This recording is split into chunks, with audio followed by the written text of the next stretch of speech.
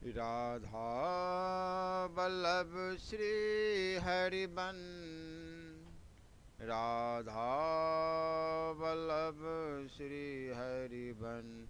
जय जय राधा वल्लभ श्री हरिबन, श्री वृंदावन श्री बन चंद। जय जय राधा वल्लभ गुरु हरिबन, गुरु वृंदावन गुरु बन चंद्र। ओम श्री परमात्मा नमः। ओम श्री गणेशाय नमः।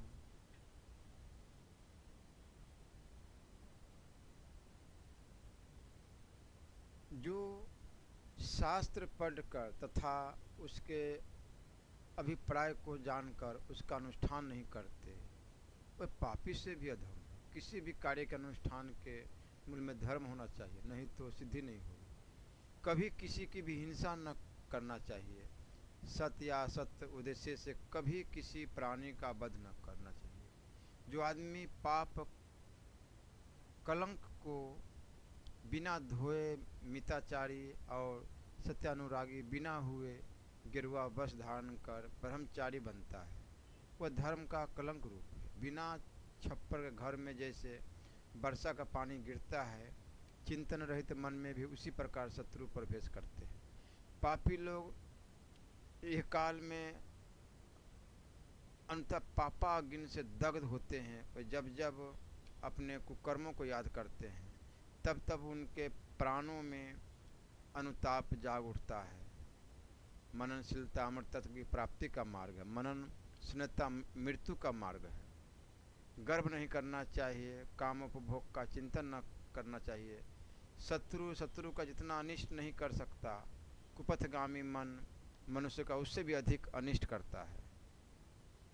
जैसे मधुमक्खी का जैसे पुष्प के सौंदर्य अथवा सुगंध का अपचय न करके मधु संग्रह करती है, तुम भी उसी प्रकार पाप में लिप्त न होकर ज्ञान प्राप्त करना चाहिए। यह पुत्र मेरा है, यह ऐश्वर्य मेरा है। अति अज्ञानी लोग भी इस प्रकार चिंतन करके क्लेश पाते हैं। जब अपना आप अपना नहीं होता, तब पुत्र और संपत्ति किस प्रकार अपने हो सकते हैं। कम ही लोग भवसागर पार होते हैं। अधिकांश लोग तो धर्म का ढोंग रचकर किनारे पर ही दौड़ धूप करते रहते। संग्राम में जिसने लाखों मनुष्यों को जीत लिया है, वह मनुष्य वास्तविक विजय नहीं है। जिसने अपने आप को जीत लिया है, वही वास्तविक विजय है। पाप मुझ पर आक्रमण नहीं कर सकता, यह सोचकर निश्चिंत न रहो। एक एक बूंद जल से घड़ा भर जाता है। वैसे ही निर्बोध मनुष्य कर्मश पाप मग्न हो जाते हैं। किसी को कठोर वचन नहीं बोलना चाहिए। कठोर वचन बोलने से कठोर बात सुननी पड़ेगी। चोट करने पर चोट सहनी पड़ेगी। रुलाने से रोना पड़ेगा। जो लोग वासना को नहीं जीत सकते, उनका मन नंगे बदन, जटा धारण, भस्म लेपन, उपवास, मृतिका सैया इत्यादि से पवित्र नहीं हो सकता। दूसरों को जैसा उपदेश देते हैं स्वयं भी वैसे ही बन जाओ। जिसने अपने को वशीभूत कर लिया है, वो दूसरों को भी वश में कर सकता है। अपने को वश में करना ही कठिन है। पाप और पुण्य सब निजकृत होते हैं। कोई आदमी दूसरे को पवित्र नहीं कर सकता। एकदम कड़वा सच्चाई है। इसलिए हम जो कर्म करते हैं, जो हमें मिलता है सुख या दुख, उसका वास्तविक और सच्चाई हम खुद ही होते हैं।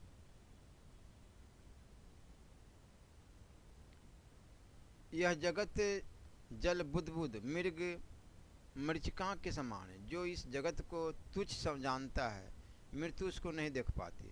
दौड़ती हुई गाड़ी के समान उत्तेजित क्रोध को जो संयम कर सकता है, वही यथार्थ सारथी है। दूसरे लोग तो केवल रास पकड़े रहते हुए हैं। प्रेम के बदले से क्रोध को जीतो, मंगल के द्वारा अमंगल को जीतो, निस्वार्थता के द्वारा स्वार्थ को जीतो तथा सत्य के द्वारा मिथ्या को जीतो। गुरु जो उपदेश दे उसको मन लगाकर सुनो और पालन करो। व्यर्थ मत बोला करो। जो अधिक बोलता है वो निश्चय ही अधिक झूठ बोलता है। जहाँ तक हो बात कम करने की चेष्टा करो, उसके साथ ही शांति प्राप्त होगी। योग सीखने के लिए वन में जाना या अनाहारी होना नहीं पड़ता। चित्त वृत्ति के निरोध का नाम ही योग है। बस में की हुई इंद्रियादि को इष्ट साधन में लगाने की क्षमता जिसमें है, उसके लिए घर या वन दोनों समान ही है। एकाग्रता योग का प्राण है। इस एकाग्रता के कारण जब जीवात्मा और परमात्मा एकीभूत हो जाएंगे, जीवात्मा और परमात्मा में कोई भेद लक्षित न होगा, तभी साधक सात्विक योगी होगा। ईश्वर की प्राप्ति के लिए एकांगों का सहारा नहीं लेना पड़ता। भक्ति के द्वारा ही साधक ईश्वर में समाहित हो सकता है। इसलिए हर समय भगवत नाम अवश्य होनी चाहिए। राधा राधा राधे श्याम राधे कृष्ण, सीताराम सियाराम, या हरि हरि गोविंद शिव शिव, जो भी आपको प्रिय हो, एक नाम पकड़ के हर समय हर श्वास में नाम।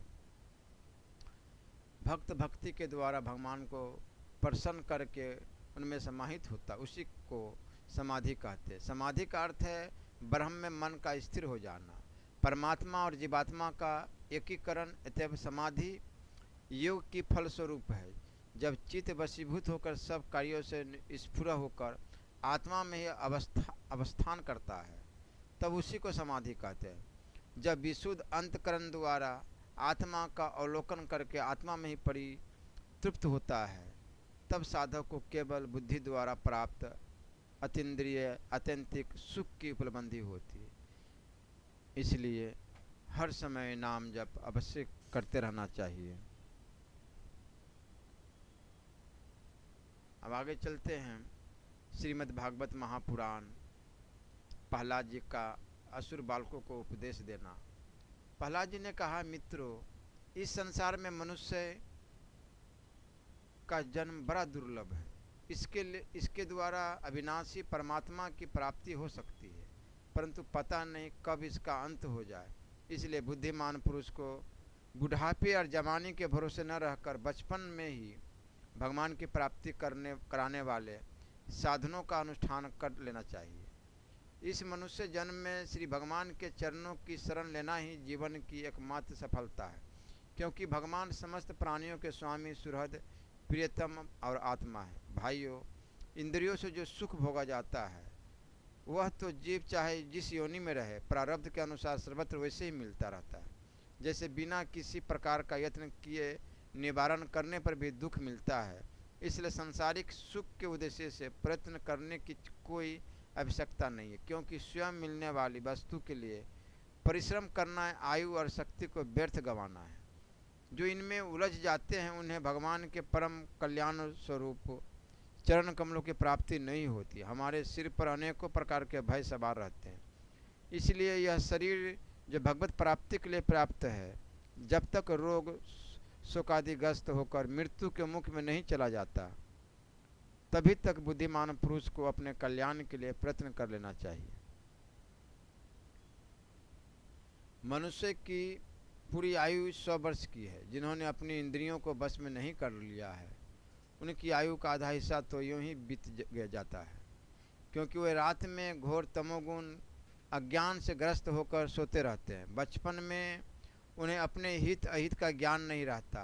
कुछ बड़े होने पर कुमार अवस्था में वे खेल कूद में लग जाते हैं। इस प्रकार 20 वर्ष का तो पता ही नहीं चलता। जब बुढ़ापा शरीर को ग्रस्त लेता है, तब अंत के 20 वर्षों में कुछ करने धरने की शक्ति ही नहीं रह जाती। रह गई बीच की कुछ थोड़ी सी आयु, उसमें कभी न पूरी होने वाली बड़ी बड़ी कामनाएं हैं, बलात् पकड़ रखने वाला मोह है, और घर द्वार की वह आसक्ति है, जिससे जीव इतना उलझ जाता है कि उसे कुछ कर्तव्य अकर्तव्य का ज्ञान ही नहीं रहता। इस प्रकार बची खुची आयु भी हाथ से निकल जाती है।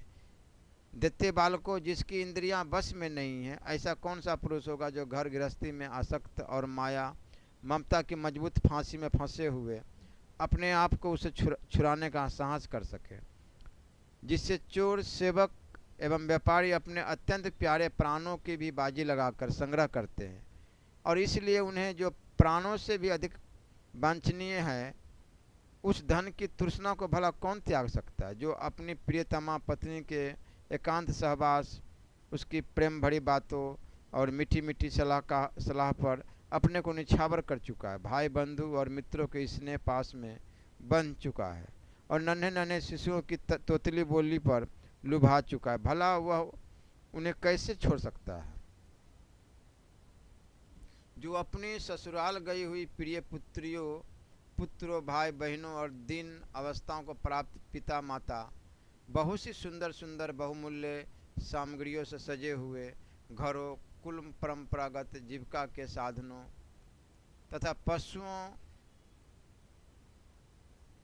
और सेवकों के निरंतर स्मरण में रम गया है, वह भला उन्हें कैसे छोड़ सकता है। जो जनेंद्रिय और रस इंद्रिय के सुखों को ही सर्वस्व मान बैठा है, जिसकी भोग वासनाएं कभी तृप्त नहीं होती, जो लोभ बस कर्म पर कर्म करता हुआ रेशम के कीड़े की तरह अपने को और भी कड़े बंधन में जकड़ता जा रहा है, और जिसके मोह की कोई सीमा नहीं है, वह उनसे किस प्रकार विरक्त हो सकता है और कैसे उनका त्याग कर सकता है। यह मेरा कुटुंब है, इस भाव से उसमें वह इतना रम जाता है कि उसी के पालन पोषण के लिए अपनी अमूल्य आयु को गवा देता है।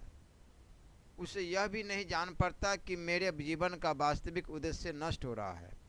भला इस प्रमाद की भी कोई सीमा है। यदि इन कामों में कुछ सुख मिले तो भी एक बात है, परंतु यहाँ तो जहाँ जहाँ बह जाता है वहीं वहीं दैविक और भौतिक ताप उसके हृदय को जलाते ही रहते हैं, फिर भी वैराग्य का उदय नहीं होता।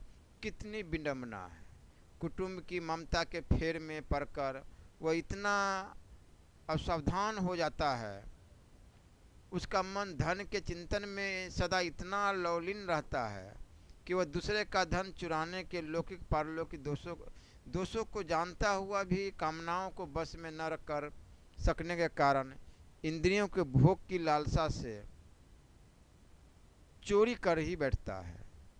भाइयों, जो इस प्रकार अपने कुटुंबियों के पेट पालने में ही लगा रहता है, कभी भगवत भजन नहीं करता, वो विधान हो या तो भी वो परमात्मा की प्राप्ति नहीं कर सकता, क्योंकि अपने प्राय का भेदभाव रहने के कारण उससे भी अज्ञानियों के समान ही तम प्रधान गति प्राप्त होती है। जो कामनियों के मनोरंजन का समान उनका कीड़ा मृग बन रहा है, और जिसने अपने पैरों में संतान की बेरी जकड़ ली है, वह बेचारा गरीब चाहे कोई भी हो, कहीं भी हो, किसी भी प्रकार से अपना उद्धार नहीं कर सकता। इसलिए भाइयों, तुम लोग विषयासक्त दैत्यों का संग दूर से ही छोड़ दो और आदिदेव भगवान नारायण की शरण ग्रहण करो, क्योंकि जिन्होंने संसार की आसक्ति छोड़ दी है, उन महात्माओं के वही परम प्रियतम और परम गति है। मित्रों, भगवान को प्रसन्न करने के लिए कोई बहुत परिश्रम या प्रयत्न नहीं करना पड़ता, क्योंकि वे समस्त प्राणियों की आत्मा है और सर्वत्र सबकी सत्ता के रूप में स्वयं सिद्धि वस्तु है। ब्रह्मा से लेकर तिनके तक छोटे बड़े समस्त प्राणियों के पंचभूतों से बनी हुई वस्तुओं में, पंचभूतों में, सूक्ष्म तन्मात्राओं में, महत्तत्व तीनों गुणों में और गुणों की समयावस्था प्रकृति में एक ही अविनाशी परमात्मा विराजमान है। वही समस्त सौंदर्य, मर्द और ऐश्वर्यों के खान है। वही अंतर्यामी दृष्टा है के रूप में है और वही दृश्य जगत के रूप में भी है।